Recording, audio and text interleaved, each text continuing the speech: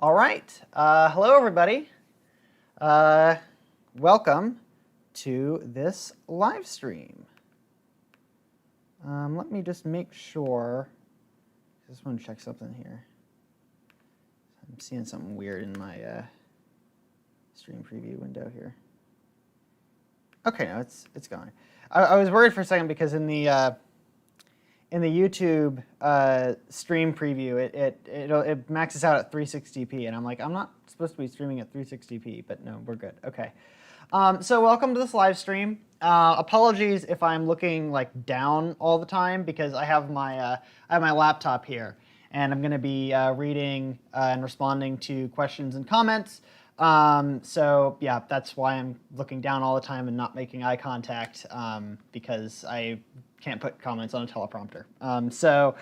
Yeah, welcome everybody, and great channel. Thank you very much. So if anybody has questions about anything really, about the tech or about me or the channel or whatever, this is the opportunity to do so, and I will try to respond to people as they come in.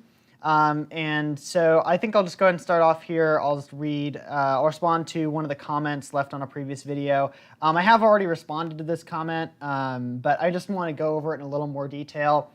So this was a comment left on my video about dynamic range by Sky Mackay. I believe I'm pronouncing that correctly. So he says, one correction, ISO does matter when shooting RAW with some cameras. With the A7S III, native ISO is needed in order to have the lowest noise floor, even in ProRes RAW. So this is, okay, someone's got a question here. Let me just explain this thing real quick, and then I will get to you. So his comment is about my dynamic range video where I said that when you're shooting in RAW, you don't necessarily need to worry so much about your camera's native ISO.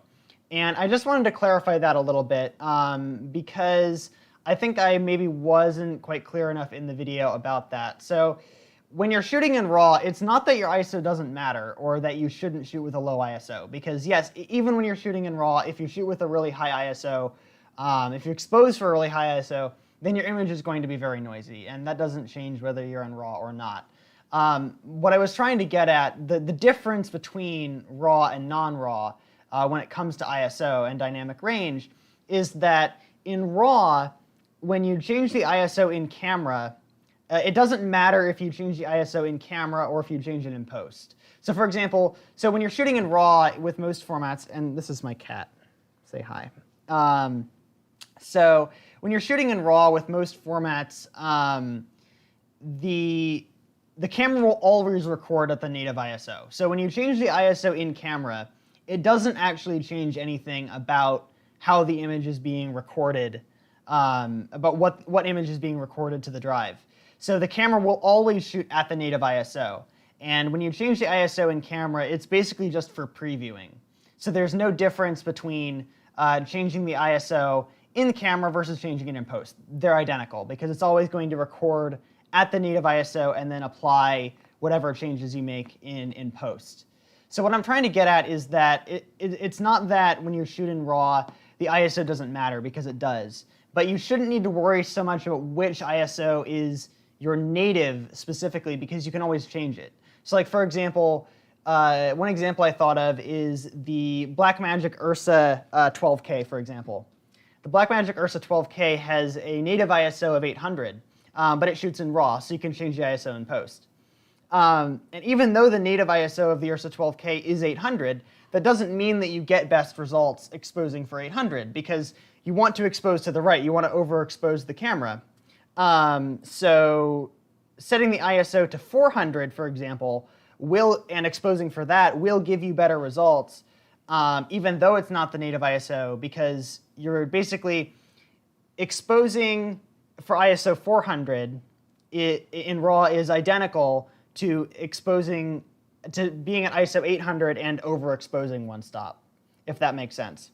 So yes, you should still shoot at the lowest ISO possible in RAW for best results. But the point that I'm trying to get at is that unlike changing the ISO in camera, there's no loss changing it in post. Whereas like if I were to crank up my ISO really, really high in a raw format and then try to bring it down in post, I would lose dynamic range, because when I boost it in camera, it makes things clip that wouldn't otherwise clip. And then when I bring it back down, that information isn't recovered. So that's what I'm trying to get at there. So let me go ahead and respond to this guy's comment here. I'm not even going to try to pronounce your name, so I'm sorry, but you know I'm talking to you. So let's start with the guy whose name starts with X that I'm not going to try to pronounce.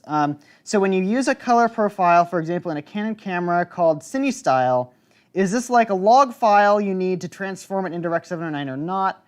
And is this the case with different color profiles? So yeah, that's a bit of that's a good question, because there are a lot of formats like that. And I'm using one right now. So there are a lot of camera formats which aren't Rec 709, but they aren't log either.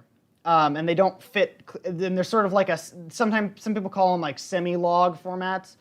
They're most likely flatter than Rec 709. They most likely roll off the highlights and shadows, but they are not a log format. And so the main difference between these formats is it's all about the gamma curve, because in most cases the format is just a gamma curve and a color space. And in the case of Rec 709, the gamma curve is just Rec 709. And in the case of log, you have a different gamma curve. So like if I was shooting an S-log3, when I shoot an S-log3, what that means is that I'm using a different gamma curve. I'm not using a Rec 709 gamma curve, I'm using an S-log3 gamma curve, and then I apply the input transform to correct that. But there are other formats which use a gamma curve that isn't Rec 709, but isn't log. And I'm using one right now. So for example, I'm shooting right now in S-Cinetone, which is a Sony format that isn't log and it isn't Rec 709. And so basically, to answer your question, practically, you usually don't need to apply an input transform. And usually you'll want to treat these formats as though they're Rec 709, even though they're not. And the reason is that even though it is theoretically possible to create an input transform for any format, although it's theoretically possible to create an input transform for any format, it isn't necessarily practical. So like, for example, going back to S-Cinetone here, so S-Cinetone uses a gamma curve that isn't Rec 709 and it isn't log. And if I go into Resolve, there is no input transform for S-Cinetone. It is theoretically possible to create an input transform for S-Cinetone if you knew exactly the shape of the S-Cinetone gamma curve. If you knew exactly how the curve they were using is shaped, then you could create an input transform for any format. It's just that there are a lot of formats out there that aren't that well documented, because there are just so many different non-log, non-Rec 709 formats that it just isn't practical to perfectly document them all. So theoretically, they could release an input transform for that format, but just practically they haven't. So that format doesn't have like a perfect input transform for it. So you just have to do the next best thing, which is treat it like it's Rec 709. Because even though those formats are not Rec 709, they're designed to look good when they're played back as Rec 709. So they're designed to look good when played back on a Rec 709 display, even though they are not Rec 709. And so that's the next best thing. So when you're dealing with formats like that don't have their own input transform, usually you want to treat them like they're Rec 709, even though they're not. So I hope that answers your question. Yes, you have to treat it like Rec 709, and there's no input for the color profiles, generally speaking. Yeah, not because there can't be, but just because there isn't. So let me answer this question from Wajahat Khan. I'm probably butchering that, so sorry. Do you plan to branch outside tech videos and do other style content? So I kind of already do. So Videotech Explained is not my only channel. So I have 3 channels for myself currently. So I have My original channel is called CNC Came in One. I think I have these linked on the VT channel page, don't I? Do I not? No, I guess I don't. But yeah, so I actually have 3 channels. So my main channel, my original channel is CNC Came in One, and actually I can link to it if people care. But so my original channel that I started way back in 2012 was it was originally for like gaming content, and then I don't really do I do some gaming stuff, and I'm not very good at gaming content. I do some gaming stuff, and I do like animations. So I do like in Blender and After Effects. I'll make, one of my main things is I make like title sequence recreations for like shows and stuff.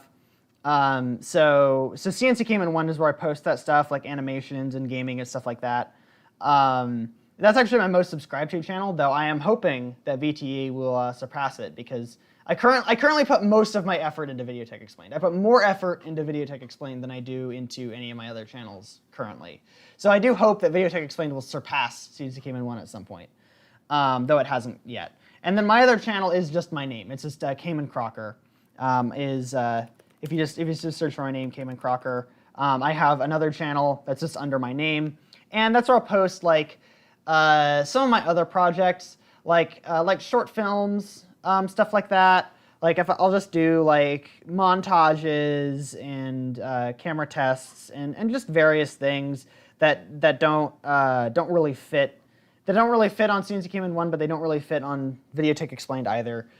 So yeah, I mean, I kind of do already. This channel could explode if you keep making this kind of content. Well, thank you very much. I do plan to. So yeah, I do other types of content besides Videotech Explained. But sort of the reason why, and I could just lump that all into one channel and just post everything on a single channel, but I don't prefer to do it that way, because I just feel like as an audience member, I kind of feel irritated when a YouTuber does like a really wide range of content, but they dump it all into one subscription feed. And so if there's a type of content that I like, but then a bunch of other content that I'm just not really into, then it just all gets dumped at me, and I don't like that. So I just sort of try to section it off.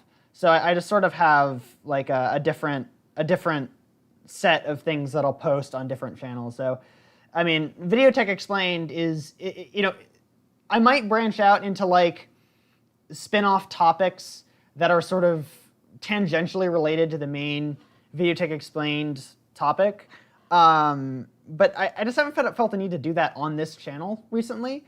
Though I do other content. I just don't post it on this channel. And realistically, I think going forward, at least as far as I have planned, Videotech Explained is mostly going to remain the type of content that it is, because that's just what this channel is for. So hope that answers your question. Let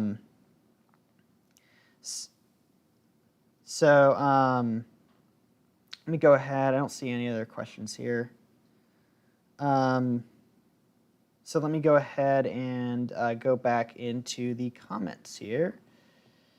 Okay. Yeah, that one's funny. I'm not going to bring attention to that one because it's just a troll. But okay, so these, I kind of want to address a pair of comments here. And normally I wouldn't address like troll comments, because you shouldn't feed the trolls on YouTube. But I sort of want to address a pair of comments here, where this was on the HDR version of my HDR Explained episode, because I made 2 versions of that episode. I originally produced it in SDR, and then later I made an HDR version of it using my HDR workflow. And this one comment says, he says, "I'm watching this on a 2021 iPad Pro mini LED display. HDR is definitely gorgeous." And then this other person says, "Dude, I don't want to hurt your feelings, but your HDR video sucks and you're trying to explain HDR." So I think what he's trying to get at is that he doesn't think that the HDR looks good when he's watching in HDR. And so the reason I bring this up is not because like I'm here to like defend the video or whatever, because I don't care. I mean, the purpose is is to learn, right? So like if the HDR doesn't look good, then that's something I want to know about because I want to try to figure out how to fix it. Hello, Pixmation. So basically the reason I bring this up is I want to talk about, because if I'm not an expert, and I've never claimed to be an expert about video tech, right? Because I'm still learning. I mean, everybody's still learning. People at all levels are still learning, but I'm not a professional, right? I haven't been doing this for 30 years, right? I mean, I'm still new to this, and I think I know a fair amount. Like when I explain things, I only explain things that I feel fairly confident that I understand. So the things that I have explained, I am fairly confident that I'm at least mostly correct. And of course I'm going to make mistakes. I'm sure I've already made mistakes that people just haven't caught yet, right? But I'm not an expert, and I don't claim to be an expert. I'm just a guy who's trying to learn. And I'm trying to learn about this stuff, about video tech, and when I think that I understand something, but the educational resources that aren't already there are somewhat lacking, and that's when I'll make a video. So like the very first video, the gamma curve explained video, was the reason I made that was because I was researching this stuff for a long time, right? Like I was trying to figure out like what on earth does gamma mean, and what are gamma curves and what are log and all that stuff. And eventually, after a while, I feel like, okay, like all the things fell into line. I feel like it finally clicked, and I finally like understand this thing intuitively. At least I think I do, right? I could be completely wrong, right? And I'm open to that. But I at least think that I understand this thing. But I think that the educational content that's already out there is lacking for a particular audience, because people learn in different ways. And I'm not trying to like cast shade on other educational channels or other educational content, because people just learn in different ways, and you can explain something in a way that works really well for your kind of brain and just makes really good sense to you, but just doesn't make sense at all to somebody who learns in a different way, or whose brain works in a different way, or whatever. And so my brain works in a particular way, and there's a particular way that I like to understand things, and I like to be taught things, and I like to learn things. And when I feel like the existing content doesn't serve people like me, or people who learn in the way that I do very well, then I'll try to explain it in the way that I wanted it to be explained to me. So that's the purpose of this channel, is to try to learn things myself and then explain it in a way that makes it less of a hassle for other people. So hi. So I hope that clears that up. So I just wanted to put that out there, that I'm not an expert. I don't claim to be. I'm still learning, and if I get things wrong, then I welcome and embrace that, because it just means that I'm learning more. You are too good in technology. Explaining the camera sees in black and white, now in color, was super. Thank you very much. So do you study videography, or do you go to film school? So no. Well, okay, kind of. So I do go to school. I'm in college, and I study computer engineering, and that's what I do for my day job as well. So I am a computer engineering student, and I am a software developer as my day job, and that's likely what I'm going to go into as my career. And I do videography on the side. I do paid videography gigs, like weddings and stuff. I did an internship at like a local video production house a while back. But no, I don't study. I don't go to. I'm not in film school, and I don't study videography like in school. Basically, like I don't have formal education, is what I'm trying to say. I'm self-taught mostly. I have taken classes. I've taken individual classes about videography and filmmaking, but I haven't done it as part of my major. So I'm not a videographer in school, but I have done paid projects. It's great being able to connect knowledge between these two subjects, videography and computer science. Absolutely, and that's sort of the thesis of Videotech Explained, because filmmaking, videography have a lot of aspects to them. There's definitely a creative side. Like, it's definitely a very creative medium, and it's like a subjective, artistic thing. And that's very true, and I don't mean to diminish that. But there's also a very vibrant technical side to videography and to filmmaking. Because yes, it is art, but it's also technology. And especially since the rise of digital workflows and digital cameras and digital technology into videography, it's become ingrained with computer science. And so sort of the intersection between those two I'm sorry. Sort of the intersection between those two things is where Videotech Explained lives, right? So yeah, absolutely. And like, for example, I was just yesterday, I was mulling over an idea for a video about wanting to maybe, and I don't make promises here, like probably isn't going to be the next video. But I was thinking about how I could explain like bit depth, for example, because like cameras, you can record an 8-bit per channel, 10-bit per channel, 12-bit, whatever. So I was thinking about how I could explain bit depth.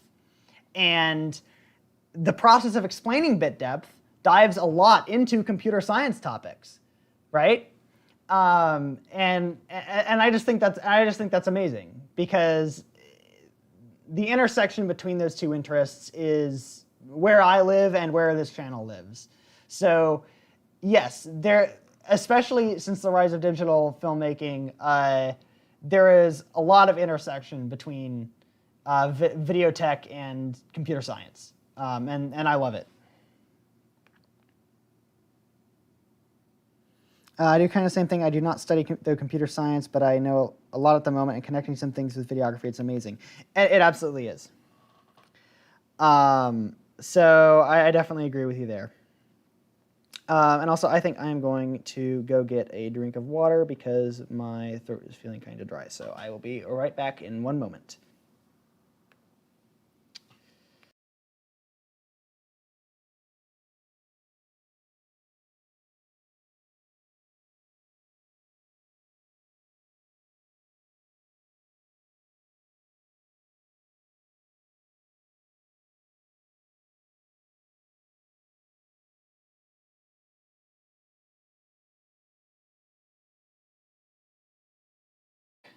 Oh, I got a red light there. Okay, there we go. It's just because I was transmitting a black screen. I was scared for a moment because OBS told me I was transmitting at 0 kilobits a second, and it was just because I was transmitting black screen. But I think we're still live, yes? Yes. Okay. Okay, so I got another question here. So what's your thought on effective pixels? Some people say that a 20 megapixel is better than a 10 megapixel sensor, but in my case, it's all about the pixel performance and technology. So are you talking about, so let me try to understand your question here. So are you talking about like downscaling? Are you talking about like super sampling, or are you talking about like whether higher resolution matters or not? I mean, I guess I can sort of answer both questions. Because I mean, really the answer is honestly it varies. And they're both important. But so if you mean sort of the question of downscaling, then the answer is that it's more complicated than that. So like, for example, this camera that I'm shooting myself on right now is the A7S III. And the A7S III it only has a 12 megapixel sensor. So it only, like, it barely has enough pixels for 4K. It's a 4.2K sensor.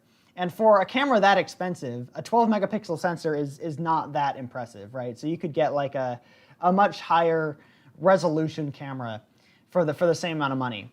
But in the case of the A7S III, it's worth it because even though the sensor is lower resolution, you get a lower noise floor, which means better dynamic range and better low light performance.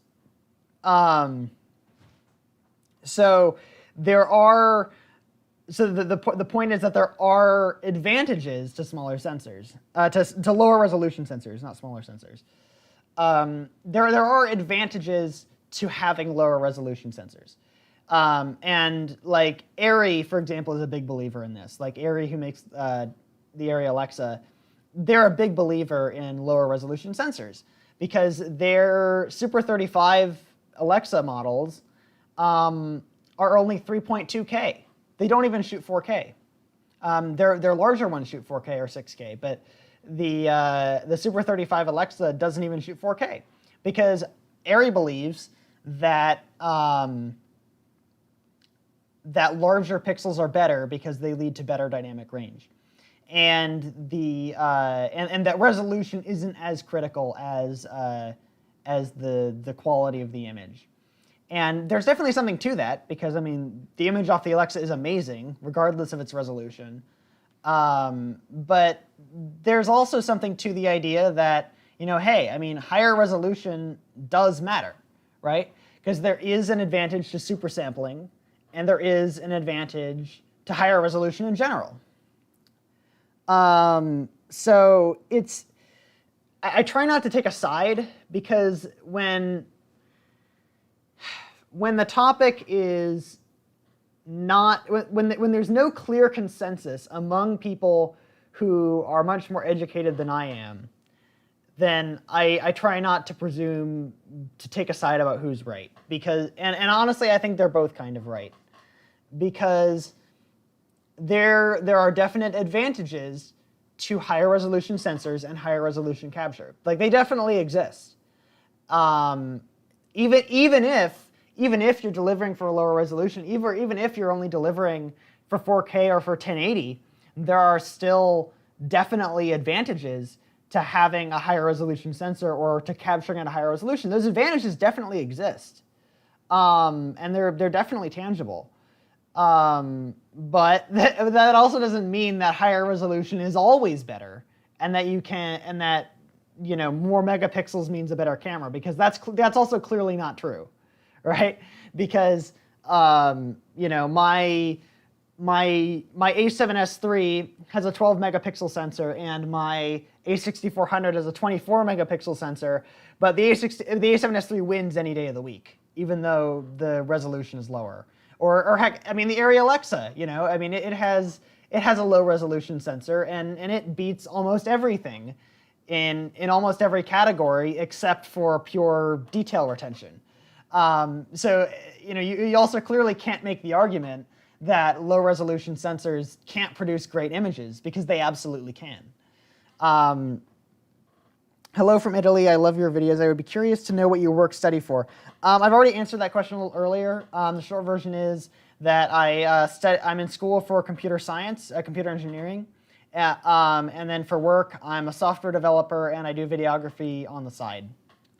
So yeah, as for the megapixel question, yeah, so I mean, the answer is that they're both important, and which is more important, ultimately, like, it really just depends on the camera, because it's one of those things where you can draw like very broad trend lines about like how higher resolution like generally gives lower dynamic range, and lower and worse noise, but like, you can broadly make that statement that higher resolution means more detail, but also more noise and less dynamic range.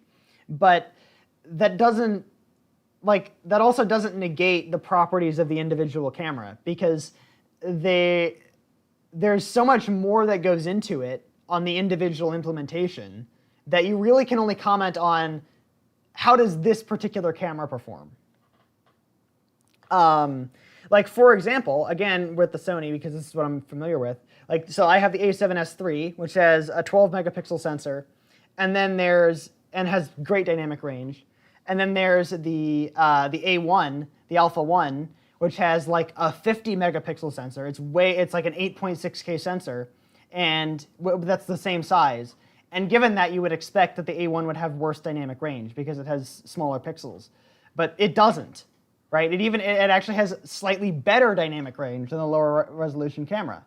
It's more expensive, but that's just what you get. So the answer is that they're both important, and I think it's less helpful to focus on.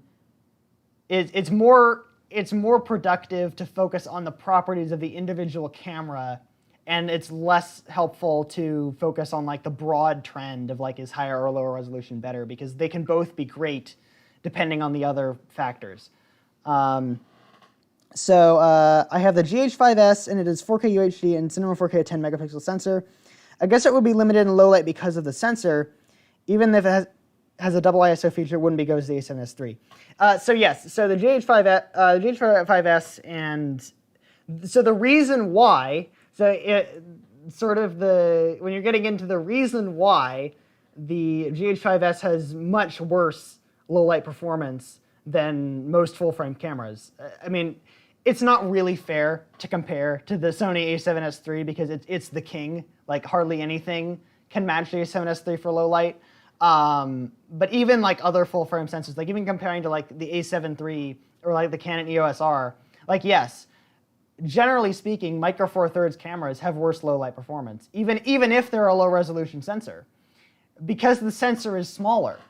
Because even though, yes, the GH5S has a relatively low resolution sensor, and that helps, but the sensor is still very small. So like, for example, comparing the ordinary GH5 to the GH5S, the GH5 has a higher resolution sensor in Micro Four Thirds size, and the GH5S, like compared to the GH5S is more expensive, and it has a lower resolution sensor that's the same size, but its low light performance is better because the resolution is lower. And but it's still not amazing because the sensor is small. Because really what matters is the size of the pixel. It's the size of the individual pixel that matters. And again, like I was saying before, there are other factors that go into it, but like broadly speaking, larger sensors, larger pixels give better low light performance. So yes, the GH5S, its low light is better than it could otherwise be. So like because it's 10 megapixel, it's better than it would be if it were higher resolution, but it's still not great because the sensor is small. So the pixels are small. Whereas one of the reason the A7S, and also dual native ISO does help. I glossed over that, but yes, dual native ISO does also make a big difference. But it can only do so much. And the reason why the A7S 1, 2, and 3 have incredible low light performance is because the sensor's really big. It's a full frame sensor, but it's also really low resolution. So the pixels are huge, just like on the Alexa. I need to get another drink. Man, my throat is really dry. I don't know why, because I've done these bits to camera before. I guess I'm just talking more than I'm used to. I would love to see in this channel some thoughts and examples with the A7S III and dynamic range. Well, I mean, I've filmed stuff with the A7S III on my other channel, on my Cayman Crocker channel. But I mean, honestly, I feel like when it comes to the A7S III, like, I don't really have anything to say that hasn't already been really well documented and really well said. Because like, would I like to review equipment and would I like to review cameras? Yes, I would like to branch out into reviewing things. But for one thing, I don't really have the resources to do it because you can't really review something unless you have the other things to compare it against. And I can't afford to buy the other things to compare it against because I don't get review samples sent to me. So for one thing, you can't review something very well if you don't have things to compare it against. But also, I feel like the technical review has already been really well done. I don't know if you guys are familiar with, there's a channel called Gerald Undone. If you're in the video like the geeky side of videography, you've almost certainly heard of him. But Gerald Undone does that really, really well. And he does equipment reviews, and he does it from the really nerdy technical side. Like he does like the scientific dynamic range tests and detail retention tests and all those like those geeky scientific detailed tests of new equipment. And he does all that, and he does it really, really well. And I really like his channel.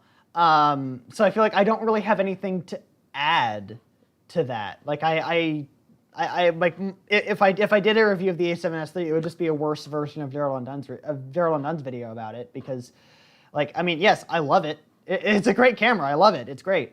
And I talk about it a lot just because it's what I'm most familiar with. It's what I have, you know.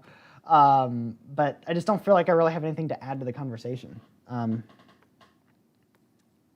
Your videos are very helpful and informative. Thanks. Special thanks to the following specs: 422 10-bit vlog, 400 megabit. So if you're talking about, yeah, so the VH5. So actually, the codec doesn't really matter so much specifically about low light and dynamic range. Okay, that's not true. I mean, it does matter because having 10-bit means you can use log without banding, and log gives you better dynamic range. But like, technically speaking, the codec doesn't really affect dynamic range all that much, or low light all that much, except in that it can allow you more latitude to use log. But aside from that, it doesn't really matter. Like if I were to shoot in ProRes instead of like I normally shoot in XAVCS and H.264 10-bit, but if I were to shoot ProRes instead, then like there'd be less compression, but the dynamic range wouldn't be any different. It'd be the same dynamic range.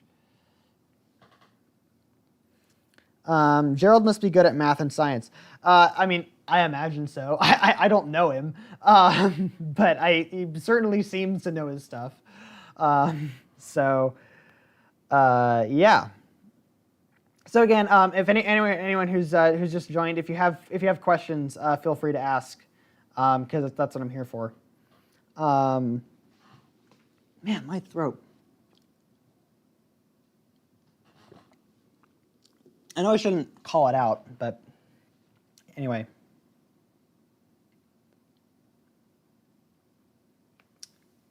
So let me see what other comments we got here.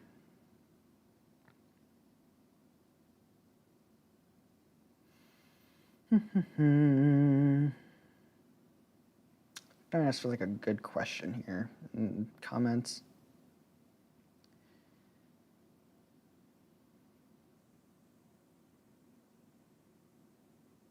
Oh yeah, so this is a good comment that I should bring attention to. So this guy made a comment on my HDR workflow video. And he says that even relatively cheap DSLRs have a dynamic range of 10, 11, or 12 stops. We've been filming with HDR-capable cameras for years, not only the pros, but also amateurs. And that's absolutely true. HDR is a big interest of mine because I do think it's the future. And I am very interested in HDR as a technology and as a format. As you can tell from the videos I've made. But yeah, I mean, I think a lot of people will be surprised on just how many cameras are HDR. Like, the difficulty in producing HDR content is not like owning an HDR camera, because almost everything can shoot HDR now. Can, theoretically. The challenging part is knowing what to do with it in post, and how to edit and grade it correctly. Like even a lot of smartphones now are able to film in like real HDR. Like I know the iPhone recently, they added the ability, like even though the iPhone has a really tiny sensor with crappy dynamic range, they added the ability that like it'll actually encode it in Dolby Vision. Now that's not to say that you'll get like good HDR off of a smartphone, because it's still a tiny sensor and the dynamic range is still limited. But like the point is that the barrier to entry for HDR is not the capture, because almost anything can capture HDR. The barrier to entry is the post-production. it's a knowledge barrier. It's knowing the technology well enough to know what to do with it in post and get a good result. And it's also the HDR monitor problem, because because you can get a reasonably accurate SDR monitor for not that expensive, but there are no affordable HDR monitors that are even remotely accurate. And that's part of the reason why I made my HDR workflow, because, I mean, even though, like, ideally you should be using an HDR mastering display, if you can get good enough, if you can get a result that's good enough without spending $5,000 on a monitor, then I think that's a really great thing. And I really have hope for the future that NLEs will adapt and evolve and make HDR content easier and more accessible, because that's really the barrier, is that a lot of people, is that it's so technical now, that it takes so much technical knowledge to do it that a lot of people just don't bother. But if you can make it more accessible, then I think that's a really good thing, and I'm trying to do my part in that. Do a collab with Gerald. I'd love to. Why don't you get into contact with him? I'd love to do a collab with Gerald. I don't know that Gerald would want to do a collab with me. What would we collab about? But I'd love to, but I don't know that he would. I've heard that you're working with OBS for your live broadcast. You could try vMix. It's an amazing software. I mean, I don't have any problem with OBS, honestly. Like, I mean, I think OBS is amazing. Like, I mean, I'm not trying to say that vMix or whatever it is isn't good, but it. I mean, I think OBS is great, so I'm sticking with it. I can tell from the stand of your monitors that the one on the right must be an LG WK series. Yeah, so they're both LGs, but I do not recall off the top of my head specifically what model it is. I might have it on PC Part Picker. But yeah, they're both LG monitors, and then those are the screens that I use to edit my videos. All the editing and post-production happens on that computer that you always see behind me. That's my main desktop, and I'm using my laptop right now. But yeah, so they're both 4K monitors. They're both 4K 27-inch, and then my main one, the one on the right, it's like HDR in the loosest and most meaningless possible way, in that, like, you can feed it an HDR signal and it'll display it, but the hardware is very SDR, so don't use it for HDR. Yeah, so hang on, I think. Okay, so the one on the left is an LG 27UD58B, and then the one on the right, I don't know if I have it written down. I don't know that I wrote down the exact model, but yeah, they're both LG monitors, 4K 27-inch. Let's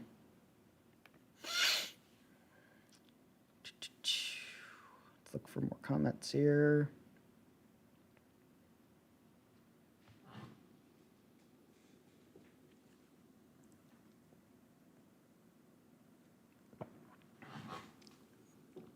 Oh, yes, okay, so this comment was left by Sky McKay on my HDR workflow video.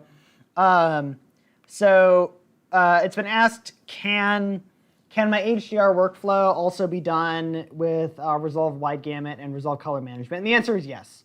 My HDR workflow video, I go over using ACES for my HDR workflow, just because ACES is what I use. But you can do it with any color management. So yes, you can do the same thing with Resolve Color Management.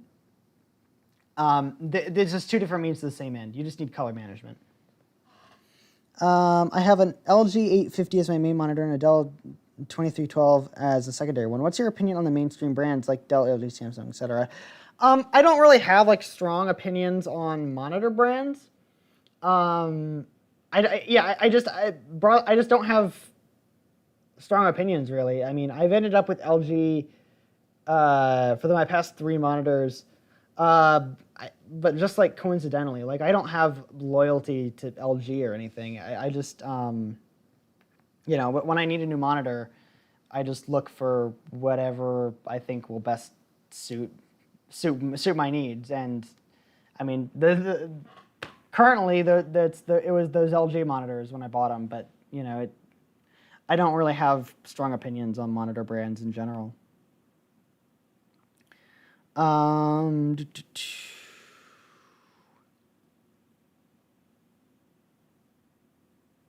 my God, I completely forgot about this. There's a guy who left a comment on my video saying, "Your videos, keep it up. The algorithm will start loving you eventually. Start with responding to every comment." And then I forgot to respond to his comment. I saw it, but I forgot to respond to it. And the guy says, "Lol, he never responded to you after all these months." I'm sorry, Adrian, I'm not going to try to pronounce your last name, Adrian P. I'm sorry, I did see your comment. I meant to respond to it, and I forgot. I don't always respond to all the comments for the people who just say, like, hey, great video, because I don't really know what to say besides just, like, thank you. So if people ask questions, then I'll respond, but they don't respond to every comment just because a lot of times I don't really have anything to say other than thank you.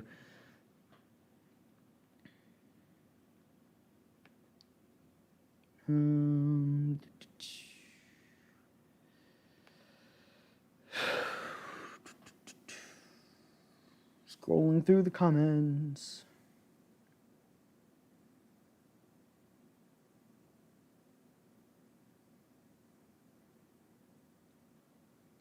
Oh yeah, okay, so another comment on my HDR workflow video.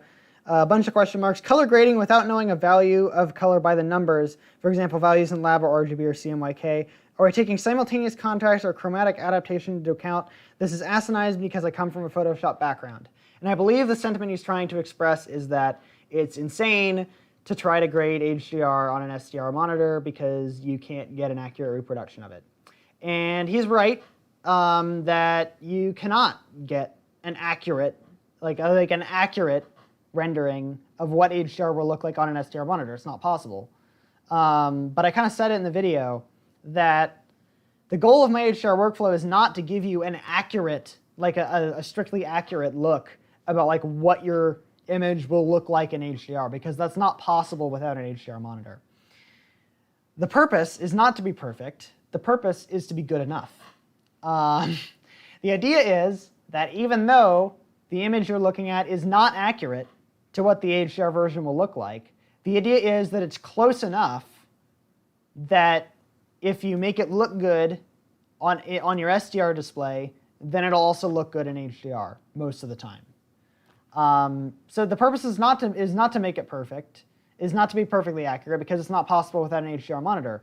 But the sort of the thesis of that video is that while you cannot do an accurate job of grading HDR without an HDR mastering display, which costs many thousands of dollars, the purpose of that, the thesis of that video is that you can do a good enough job without special hardware. That you can make an HDR video that might not look as good as it would if you used proper HDR equipment, but that it'll be good enough for most purposes.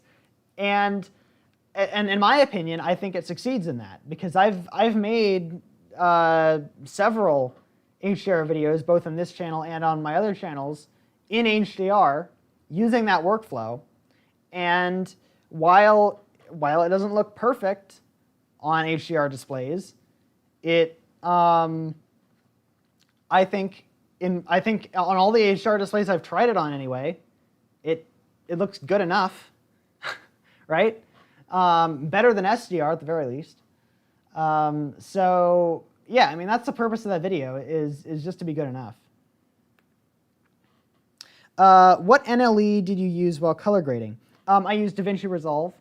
So at the start of, when I first started this channel, I was in the process of moving from Premiere to Resolve. So my NLE journey has been, I started on Vegas 12, And then I moved to a program called HitFilm for compositing, but it also did editing, but it was really bad for editing. So I moved from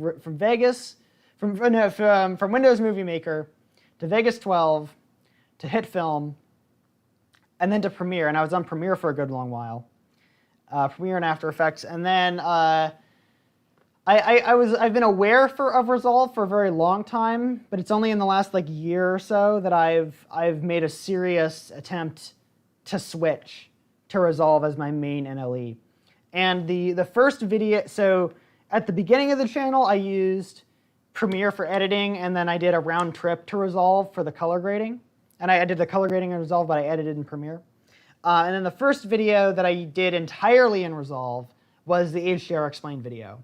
The HDR Explained episode onwards has all been done entirely in Resolve. Well, okay, the graphics are, I use Blender and After Effects for the graphics sometimes.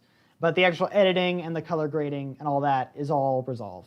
And I think Resolve, it's just plain the best for color grading. I mean, for editing, like as an NLE, you can make good arguments for Premiere or Final Cut or whatever.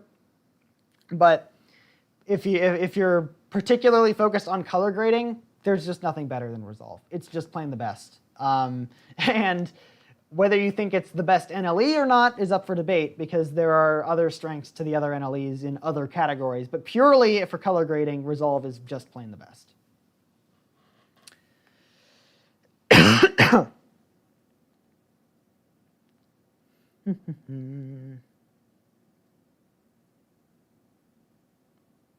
Okay, yeah, so this is another thing. So this is something I've already commented on, but I wanted to bring it up again. So on my video about HDR display formats and metadata, I actually uploaded that video in HDR. So in addition to talking about HDR, I also mastered and uploaded that video in HDR using my HDR workflow.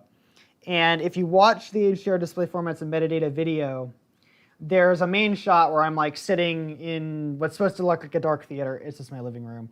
But I'm in a dark room and I'm dimly lit. And it's dark on purpose. Like it's meant to look dark, because that's how I graded it. But if you watch that video in SDR on an SDR display, you'll notice really severe banding on the wall behind me in the background.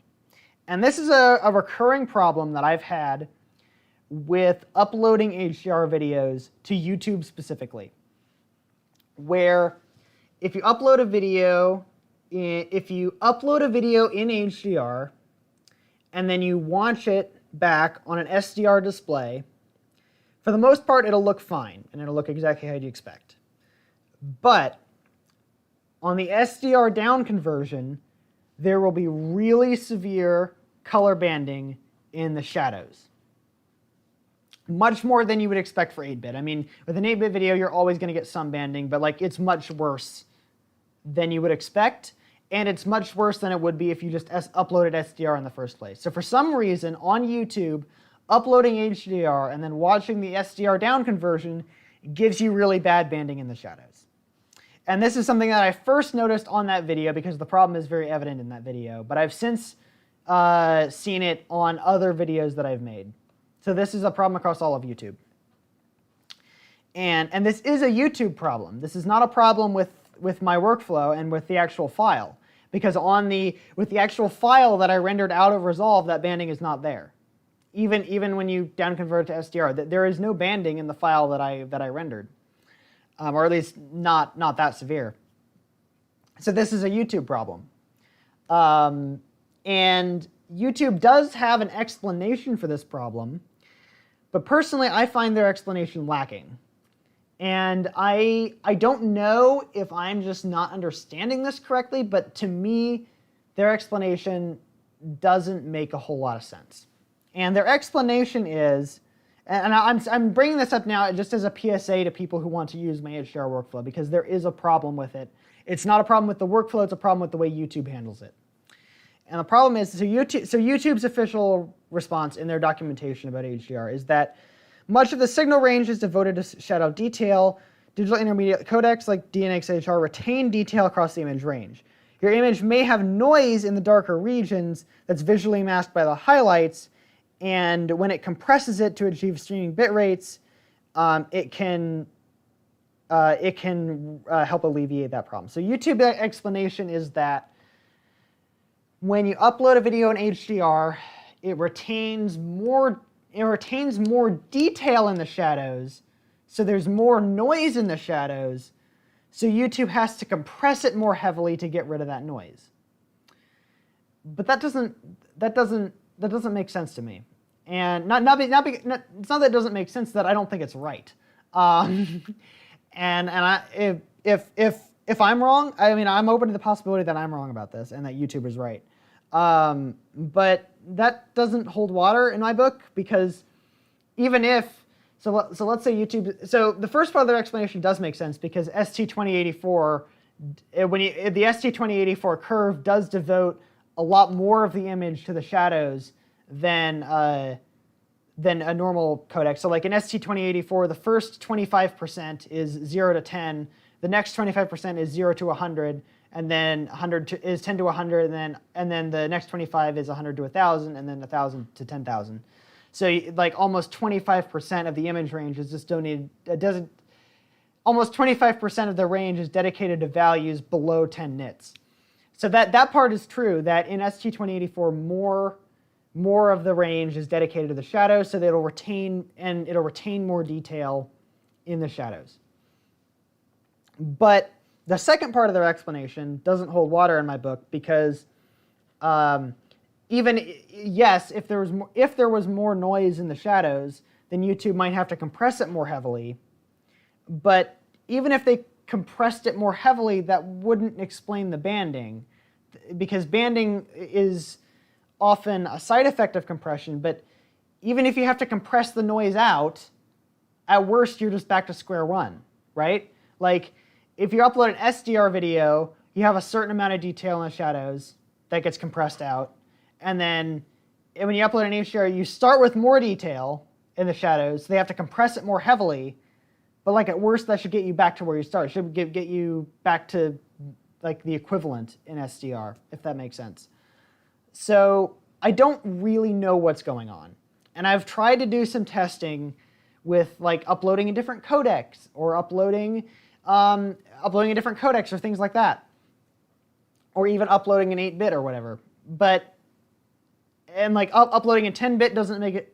Uploading in 12-bit instead of 10-bit doesn't make a difference. Uploading in H.264 instead of DNxHR doesn't make a difference. So I don't know what's going on. But I wanted to let people know that if you use my HDR, if you upload an HDR video on YouTube, you can get really severe banding in the shadows on the SDR version. And I don't know why. I've posted YouTube's explanation in the comments of that video. I don't think their explanation is right. I could be wrong. It could be right. But if their explanation is wrong, then I don't know what the right answer is. So I'm just throwing that out there. Okay. My system FPS later career now Resolve. Still learning Resolve now. Yeah, Resolve's great. DaVinci is actually the best at everything. The other programs are way behind. Personally, I agree. I think Resolve is amazing. But I was just saying that like there's a legitimate case to be made for the other programs, because they're also good at stuff. But personally, yes, I like Resolve the best. But I'm glad to do a Q&A with you. It's kind of late in my area. I'm out, friends. Great at producing content. You agree with swinging things. Thank you very much. Someone left a comment in another language that I do not speak. Let me plug this into Google Translate. It looks like Russian, but I do not speak that language. So let me translate this. I don't understand anything. Well, I'm not surprised. I'm speaking English. So sorry, but I speak English. I do not speak Russian. So I'm very sorry. Okay, how long have we been going for? About an hour? Yeah. All right, I'll do one more. We'll do one more. So anyone who has a question, now's your chance to get it in. I'll read one more comment, and then I'll do any questions that people post in the meantime, and then we'll call it a day.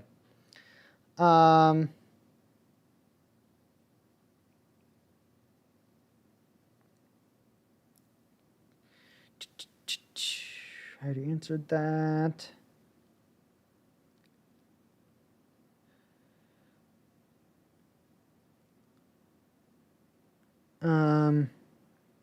Oh yeah, great video that you got the ISO correct. Too many exposure triangles out there. This is another thing that a lot of people get wrong. People talk about the exposure triangle in photography and videography. And the exposure triangle is basically the idea that you balance your exposure by balancing, it's got 3 points. It's got the aperture, the shutter, and the ISO. And you balance your exposure using those 3 settings. And while I think the exposure triangle is helpful for people who are like learning the basics of photography, like it is a helpful tool for learning. If you don't know anything about photography and you're just trying to figure out like what the deal is, the exposure triangle is helpful for beginners, but it is not technically true because ISO does not affect your exposure. It affects your brightness. It does not affect your exposure. The exposure is just the amount of light picked up by your pixels. Aperture and shutter affect your exposure. ISO does not.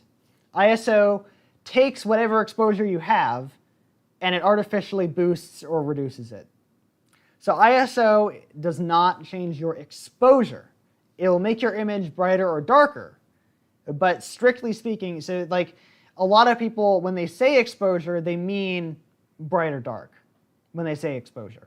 As like if you're, like for example, in Lumetri Color in Premiere, they have a slider for exposure that'll make the image brighter or darker.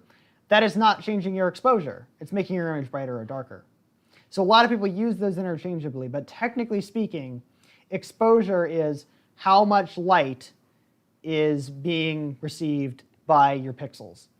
Aperture affects exposure, shutter affects your exposure. Obviously, lighting affects your exposure, ND affects your exposure, but ISO does not, and nor does changing the brightness in post. It does not change your exposure, it changes your brightness. So just a bit of a technical thing there, but yes.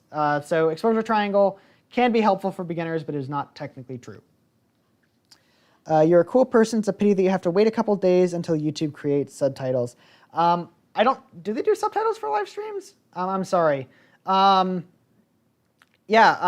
I'm very glad that people in other countries are watching. I'm sorry that I don't speak other languages, but I'm glad you're watching. I'm glad you're enjoying. And while there's not much I can do to help localize it better for you, I hope you keep watching and I hope you keep enjoying. If it's not difficult, tell us how linear gamma differs in DaVinci Resolve from the ones that we work inside the program. Okay, so I think there's probably Google Translate error there, but I think what they're talking about is how does using linear timeline gamma in Resolve differ from using Rec 709? And the answer is that it'll make your controls behave a little differently. So when you're color grading, all of your controls are applying their changes relative to the timeline gamma and color space. So if your timeline gamma in color space is Rec 709, and you do some stuff with your grading controls, then all of those corrections are being applied relative to the Rec 709 gamma. So it just assumes Rec 709, and it just does it based on that. Whereas it's common if you're using a scene referred workflow where your timeline color space will be linear, but you'll be watching in Rec 709. So your timeline will be linear and it'll be automatically converted to Rec 709 for you to watch, for your monitor, so you can see what you're doing. And the difference is that makes your controls behave differently, because there's a difference between applying corrections relative to Rec 709 versus applying corrections relative to linear and then correcting to Rec 709. There's a very distinct difference there. And this is why if you use ASUS or another linear, or if you use linear as your timeline color space, if you use linear as your timeline gamma, then the lift gamma gain controls in Resolve will not work correctly. If you have if your timeline color space is set to Rec 709, then the lift gamma gain controls in Resolve will work exactly as you'd expect. But if you set your timeline color space to linear, then they won't work correctly because they were calibrated to work relative to Rec 709.